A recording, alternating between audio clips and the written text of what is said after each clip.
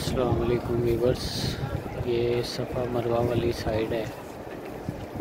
ये सामने अबू जहल के वाशरूम है। तो मैं आपको ये घर दिखाने लगा हूँ उस बुढ़िया का। ये वो खाली जगह छोड़ी हुई है जो आप सल्लल्लाहु अलैहि वसल्लम पर कूड़ा डालती थी। ये वो जगह है जो खाली छोड़ी हुई है।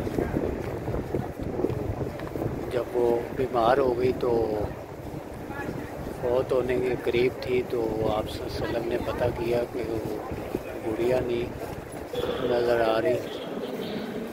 तो आप सल्लल्लाहु अलैहि वसल्लम को बताया गया कि वो बीमार है। तो आप सल्लल्लाहु अलैहि वसल्लम उसकी इयादत के लिए गए। तो वो आप सल्लल्लाहु अलैहि वसल्लम से इतनी मुतासिर हुई कि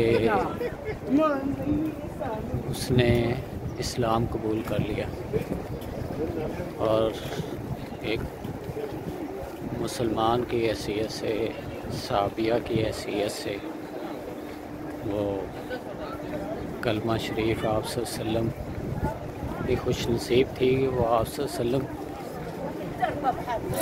के ज़रिए उसको इस्लाम नसीब हुआ।